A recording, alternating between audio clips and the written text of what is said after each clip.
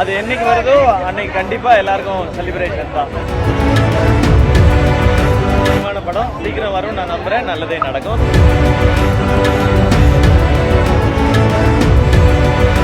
இந்த படம் பண்ணதே ஒரு பயங்கர எமோஷனலான ஒரு ஜேர்னி தான் எங்களுக்கு. அது இந்த கதையிலையும் இருக்கு, அது ஆடியன்ஸ்க்கும் டிரான்ஸ்ஃபார்ம் ஆகுதுன்றது ரொம்ப சந்தோஷம்.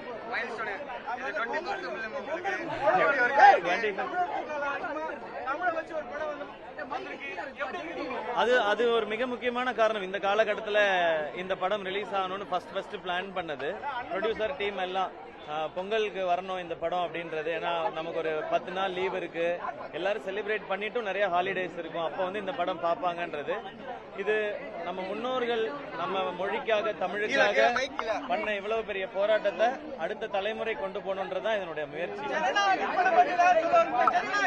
அது என்னைக்கு வருதோ அன்னைக்கு கண்டிப்பா எல்லாருக்கும் செலிப்ரேஷன் தான். அது ஒரு ரசிகர்கள் பாயிண்ட் ஆஃப் வியூல மட்டும் இல்ல, இண்டஸ்ட்ரிக்கும் தியேட்டருக்கும் அது ரொம்ப ரொம்ப முக்கியமான படம். சீக்கிரம் வரும், நான் நம்புறேன். நல்லதே நடக்கும். தேங்க்யூ உங்க எல்லாருக்கும் பொங்கல் வாழ்த்துக்கள்.